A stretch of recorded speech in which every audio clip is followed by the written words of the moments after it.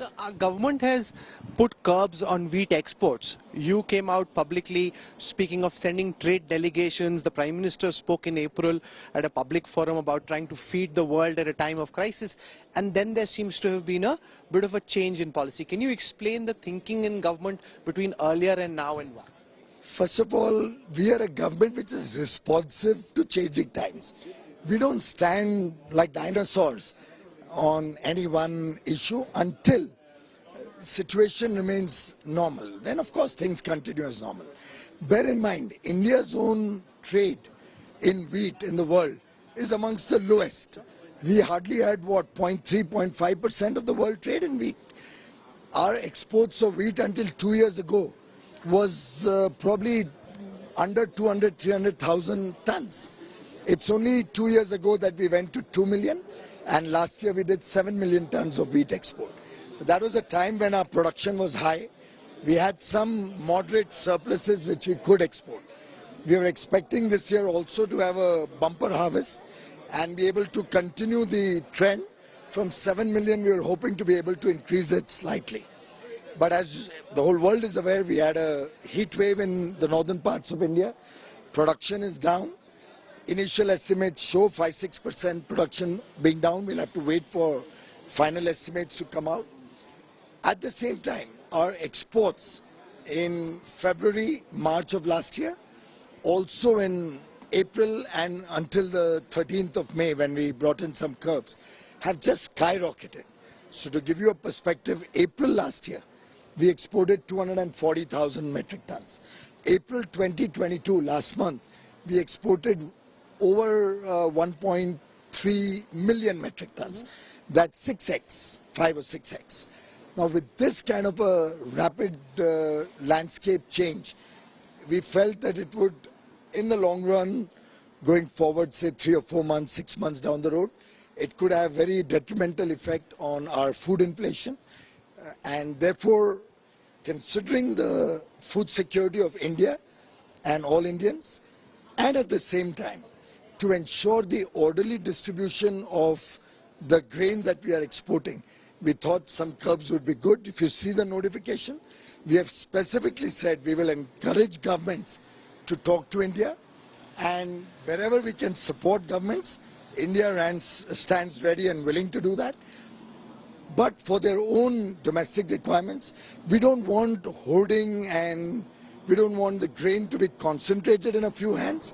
The idea behind the curbs are to ensure more democratic distribution of grain to the countries which really need it, rather than speculators and hoarders getting a hold of the grain and, let's say, manipulating the market. But the flip side to this would be those who push for agrarian reform would say when it comes the time of farmers to make money, then the government puts such curbs.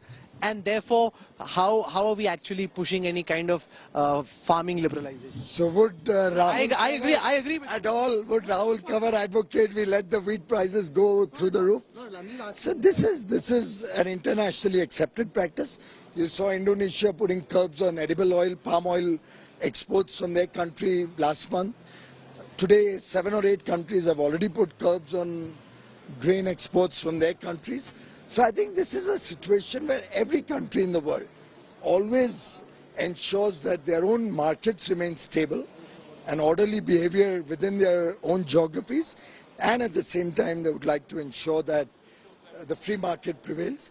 It's a delicate balance, and India, I think, has been able to continuously demonstrate that we are very much there in the free markets. We are very much a market driven by open and transparent business practices. Having said that, we have also demonstrated that it's India first, our people come first, and our people certainly need and deserve to be protected from unmitigated price increases. As we come towards the end of this interview, I want to ask you about concerns being raised here in Europe about India's decision to continue importing oil from Russia. Is that something which, in your interaction with world leaders, is being raised, or have you been able to push and explain India's case? Incidentally, Rahul, there's no need to push India's case. The sanctions have kept the energy products out of the sanctions. There is no sanction. Nobody's stopping us from importing oil from Russia. By the way, I'm sure you read or you heard Dr. Jaishankar's comment.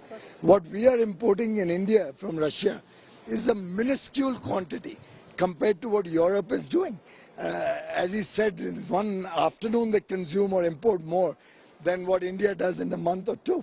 So really there's no debate, and nobody has raised that issue ever. In fact, if at all, the US Sherpa, my counterpart on the G20, when he met me and visited me in Delhi, probably end of March or somewhere thereabouts, he said we have absolutely no problem.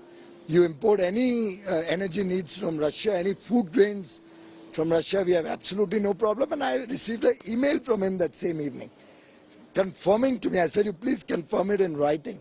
And I've got an email from him saying that that's completely out of the sanctions. So I think it's people are raising this issue without understanding what the issue is in the first place. And WEF in January, WEF in May, the sun is out, you're not slipping as you walk. It's very different. Which one do you prefer? The Europeans, of course, may like the sun and the weather conditions now. But for us from India, given that we already have enough heat and heat waves right now in large parts of India, including Delhi, I think the winter Davos had an identity and a charm of its own. But having said that, we recognize that there were difficulties. I'm glad that they've organized it despite all those challenges. I'm glad that we can physically and personally meet and connect with so many leaders and political and business leaders at one platform once again. And we just walked past HCL. If you see net, including the India Pavilion, the Indian states, Wipro I see right in front of us, there is more India. There's more India than any other country. What is it that our companies and states are seeing which others aren't? Why is there more India than any other country? That's where the opportunities lie. That's where the world sees business potential. And to my mind, India is the place to invest. India is the place to do business with.